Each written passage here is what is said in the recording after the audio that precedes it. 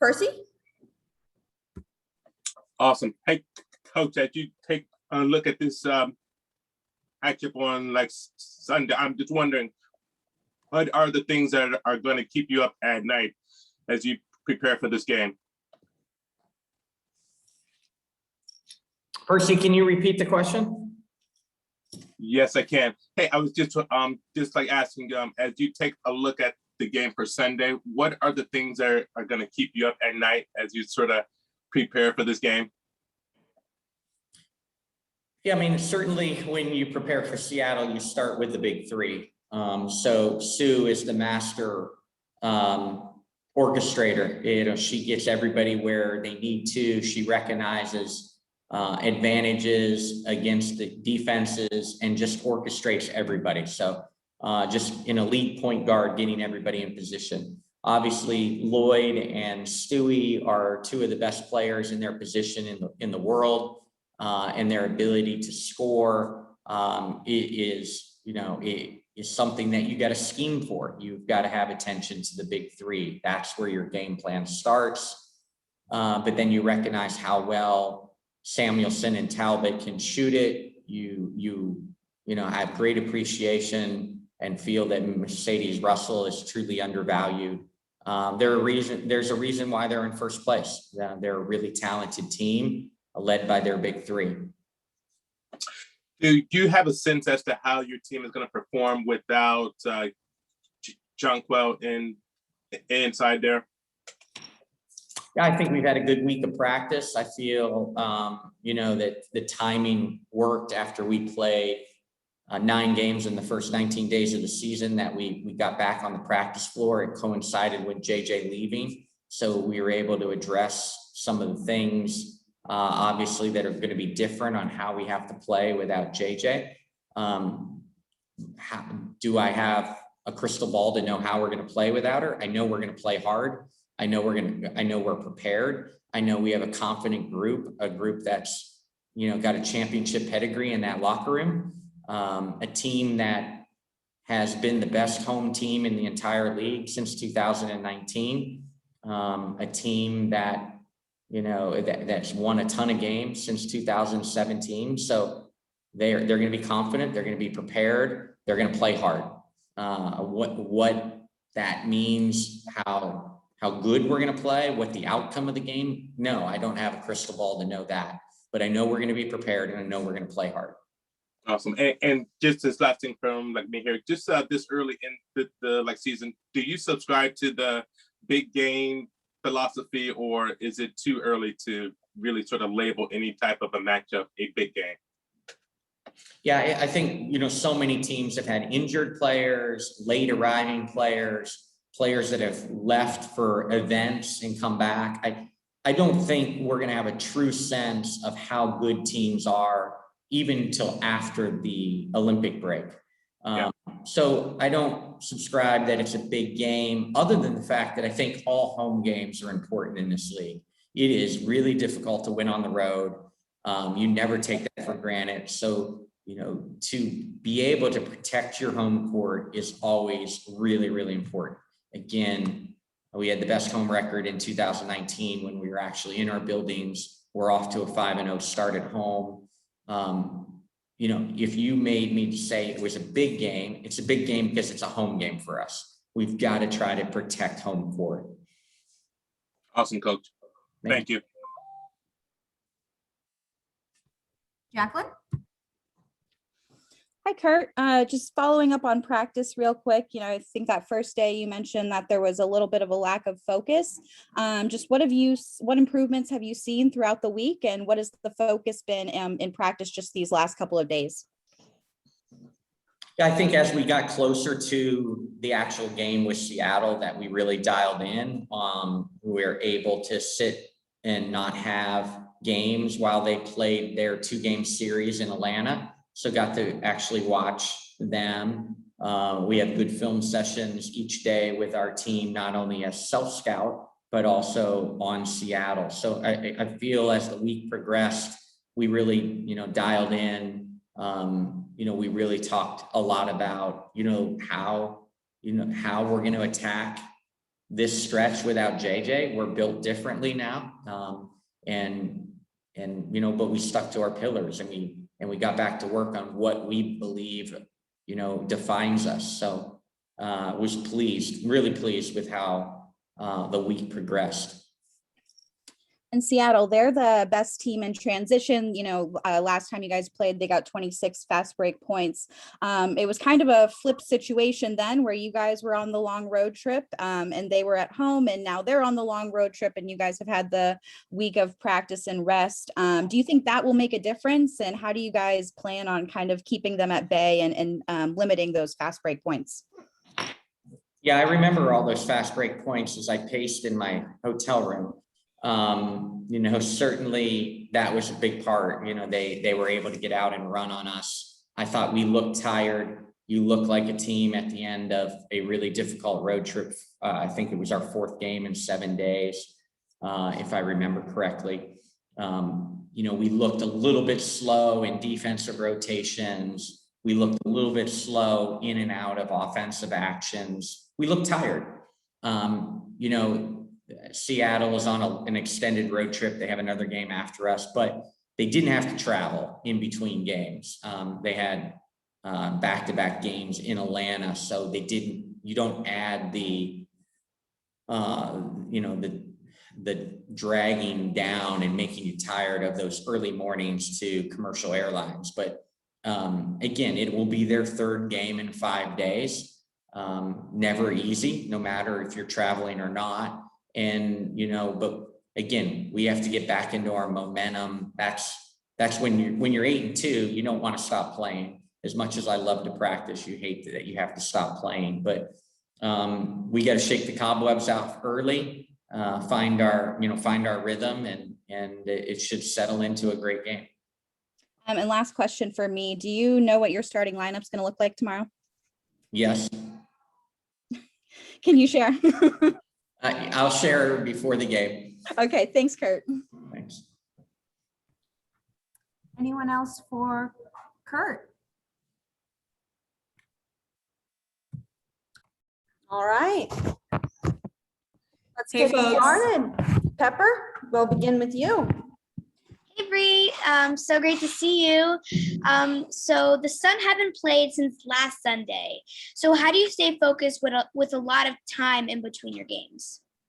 Oh, with a lot of time, it seems like you can let things slip and not stay sharp because you don't have games, but it's actually the opposite. We've had a lot of time to go back and look back at our past games and see what we can improve upon and how we can get better, and go out there on the practice court and really work on ourselves. Because a lot of the times when you're having quick game after game after game, you're focused on your opponent and who you're going to play. And so you don't get to do a lot of self-work. So we gotta work on ourselves. We gotta work on our offense, defense, just to make ourselves better. And then we also had a lot of time to prepare for Seattle. All right, thank you. Good luck on Sunday. Thank you. Jacqueline? Brian, defensively, JJ has been a huge part of what you guys have been doing. Just this week in practice and moving forward, what is the perspective from the backcourt of what your role will be on defense and really making a difference there without her? I mean, it's just our team bringing activity and toughness. If we communicate and we have each other's backs and we're playing defense with a lot of activity, a lot of energy, we'll be able to cover up mistakes, late switches, late anything. If you have that energy and that activity, you can make up for a lot of things. And we're gonna, JJ's a big part of our defense, but I do think we have great defenders on our team, and when we're working together and we are shifting together as a unit, we're going to be good defensively. And last time you guys played Seattle, you didn't get to play. Did you kind of benefit from kind of scouting the game on the sidelines then? And how has that helped you this week? Yeah, for sure. I mean, it's always nice to get eyes on your opponents before you play them. I've been watching them all season, just like everybody, you want to stay up on them, you want to watch how they handle, different coverages and such. But yeah, I mean, I wish I was out there with my team during that game. And we might have been able to pull it out. Hopefully, I mean, maybe I would have given them something, but yeah, they're a tough team. And so I'm glad I'm back out in the court, and, I'm going to use what I've seen from, watching and scouting Seattle. Cool, thank you. Mhm. Percy, you'll be the last question. Awesome. Hey, is there anything in particular that you can take from that last time that you guys played them? Obviously, 3-point game in overtime there, very close, very back and forth, but just with so many new players, like, I mean, that played in that game, that's not going to play Saturday, on Sunday, and, and vice versa. Anything that you can take from that game at all? I think they're like, the positive part from that game was it was at the end of a huge road trip, not just a huge road trip, but a stretch of games back to back to back to back. And we put up a really good fight on their home court. And then looking back at that game, a lot of the mistakes were self-inflicted. Those are things that we had control over. They're a great, great team. So any mistake you make, they're going to capitalize off of it. But some of the mistakes we made, we have control over. And we had this week to kind of address those things and fix them, because you're playing the defending champs. Your margin of error is very small. And so we have to show up tomorrow sharp and take care of business and be on top of our schemes, our approach and our game plan. And then as you take a look at this Storm team, is there one or two things that you would like to take away? I mean, just kind of knowing that you can't stop everything, or, I mean, I probably not stop everything, but do you try to take away Stewie or Jewel or Sue, or just like, how does the sort of focus go? I mean, the focus goes to, like you said, they have multiple scoring players, multiple threats all over the floor. And so for us, it's just winning the point of attack, where the ball is, being in correct position, having each other's back, working from the inside out, talking to each other, making sure we know we have when we have help, when we need to get back. It's going to take a lot of communication, but we need to focus on the ball. The ball scores. We need to, and the ball is in the hands of Stewie, Jewel, Sue a lot. And so that's where a lot of the attentions goes, but you can't lose track of Katie Lou, Steph Talbot. They're shooting the lights out. So I don't know how to answer your question. They have a lot of threats, and we have to be sharp on our schemes. And if we are sharp on our schemes, then we will be able to handle their offense and their 5-out, and being able to congest and rebound and, contest the three. And think just like this last one from like me here, is it easier to get up for a game like this, after a long sort of layoff, just knowing that you've got to be so on point sort of with this team? I mean, you have to be locked in and focused for everybody. If you look throughout the league, everybody is good. The competition is good everywhere. And if you don't show up, you're going to get embarrassed. So, you have to be ready. You have to be up. This is our job. And so this is what this is what we're paid to do. Like, you need to be focused and ready to show up against every team. And, they are a really good team. And so I think we know what we need to do. I hear you. Thank you for your time. Appreciate it.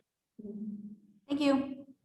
Okay, last but not least, Pepper, we'll let you kick things off for Dejanay.